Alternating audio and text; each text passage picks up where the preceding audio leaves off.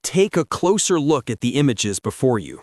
Here, we see the funerary mask of King Tutankhamun, the statue of Ramses II, the figure of Akhenaten, a wall relief from the mortuary temple of Seti I, and a papyrus from the Book of the Dead, dating back to the 19th dynasty. If you study these pieces carefully, you'll notice a striking feature they all share: an elongated, stylized beard extending from the chin. But what exactly does this beard represent? And why does it appear so consistently across these royal depictions? Before we begin, if you're new here, don't forget to subscribe and activate the notification bell so you never miss our latest explorations.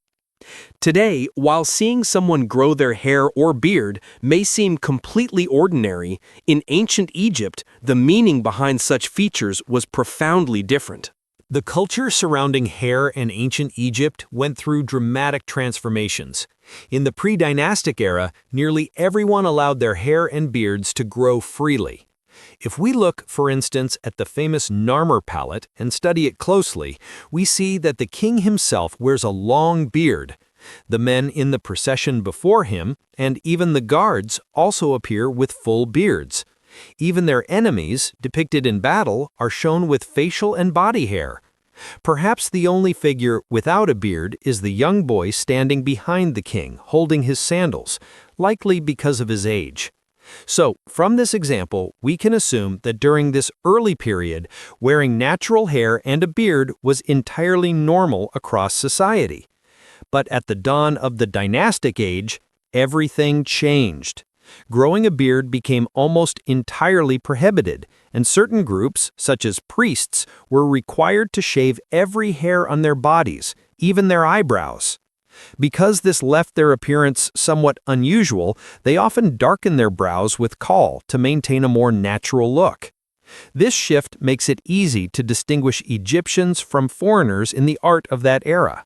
Foreigners are consistently depicted with hair and beards, while Egyptians are shown clean-shaven. Those who upheld this custom most strictly were kings, nobles, and the priesthood. There were rare exceptions, such as Prince Rahotep of the 4th dynasty, whose statue shows a clearly defined mustache, but these cases were uncommon. For hundreds, perhaps thousands of years, this cultural rule remained firmly in place. And that brings us to the central question. If the ancient Egyptians rejected natural facial hair so strongly, then where did the long beard we see on royal statues come from? In reality, this beard was never a natural one. It was entirely artificial, designed to affirm that the pharaoh was spiritually connected to the gods, according to the beliefs of the time. The ancient Egyptians worshipped an enormous pantheon, numbering more than 2,000 deities. Yet among this vast multitude, a select group held exceptional significance. Foremost among them was Osiris. In Egyptian mythology, Osiris was the ruler of the underworld, the lord of the afterlife, and kings constantly sought to strengthen their bond with him, believing it would aid them on their journey after death. Osiris had a very distinctive appearance in the Egyptian imagination: green skin, a crook and flail held firmly in his hands, and a long, plaited beard that curved upward at the end. That beard symbolized wisdom, sanctity, and divine authority. For this reason, the pharaohs attempted to mirror his image as closely as possible. Throughout their lives, kings wore a ceremonial false beard, usually made of goat hair, copper, or even gold, secured with cords tied behind the ears. They used it during major religious rituals and state ceremonies. This allowed the king to emulate Osiris while still adhering to the cultural norm that prohibited growing a natural beard. After death, rulers requested that their coffins reflect this same sacred iconography. We see this clearly on the coffin of Tutankhamun, which features the curved, plaited beard of Osiris, along with the crook and flail crossed over his chest.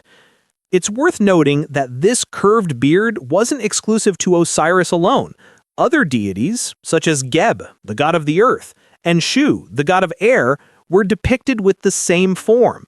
So the royal beard was far more than an aesthetic choice. It was a powerful emblem of divine strength, sacred wisdom, and legitimate kingship.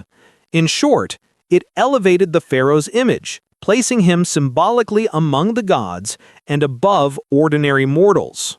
And in one of the most remarkable twists in Egyptian history, Queen Hatshepsut followed the very same tradition reserved for male rulers. From the moment she assumed the throne, she appeared wearing the ceremonial false beard, and she ensured that her statues and reliefs depicted her in this sacred form. Although she was, of course, a woman, the beard had nothing to do with gender. As we mentioned earlier, it symbolized the divine bond between a ruler and the gods, an emblem of royal legitimacy and authority, whether the monarch was a man or a woman. Some of Hatshepsut's statues even show her with an exaggeratedly long ceremonial beard, almost as if she were declaring, "How much more proof do you need? I am connected to Osiris and I am your rightful ruler." Her reign, which lasted around 21 years, remains one of the most intriguing periods in Egyptian history, filled with political tension, bold decisions, and enduring mysteries. If you'd like, we could dedicate an entire episode to her extraordinary life. Just let us know in the comments. But take a moment and look closely at these two images. Do you notice something unusual? There are actually two distinct types of royal beards in ancient Egyptian art. One is thin, plated, and curves upward at the end. The other is broad, straight, and rigid, almost like a metal plate marked with horizontal lines. Is this merely a difference in artistic style? In fact, no. According to research published in 2017, each beard carried a completely different meaning. The broader, straight beard symbolized the reflection of sunlight on the water, suggesting that the pharaoh's face represented the sun itself, while the beard acted as the shimmering reflection of its rays on the surface of the Nile. This means the beard wasn't simply ornamental, it carried deep religious significance and cosmic symbolism in the worldview of the ancient Egyptians. The sun, after all, held immeasurable importance throughout all eras of Egyptian civilization. Ra, the sun god, was considered the supreme deity, the ultimate source of power. Amun, Aten, and Horus were also linked to the sun, each embodying a different manifestation of its light. And because the pharaoh regarded himself as the son of the sun god, deriving his authority from this divine lineage, it was only natural for him to adopt a beard shaped like the rays of the sun, projecting strength, protection, and rightful rule. This is why scenes depicting kings with straight beards often emphasize their connection to the sun deity, frequently accompanied by a falcon or eagle, symbols of Ra or Horus. On the other hand, depictions showing the king with the thin, curved, plated beard typically appear in funerary contexts, highlighting his connection to Osiris. Even Queen Hatshepsut is shown with both types, the straight solar beard in scenes tied to divine kingship, and the curved Osirian beard in her mortuary temple at Deir el-Bahari, often paired with the crook and flail to complete the symbol of sacred power and divine union. And that brings us to the end of our journey. Who made it this far? If you're still with us, you're legends. Give this video a like so we can see how many of you reached the final minute. And if you have any questions, leave them in the comments. We choose most of our upcoming episodes based on your suggestions. Don't forget to subscribe and activate the notification bell so you never miss a new episode. Join us and illuminate your mind with knowledge.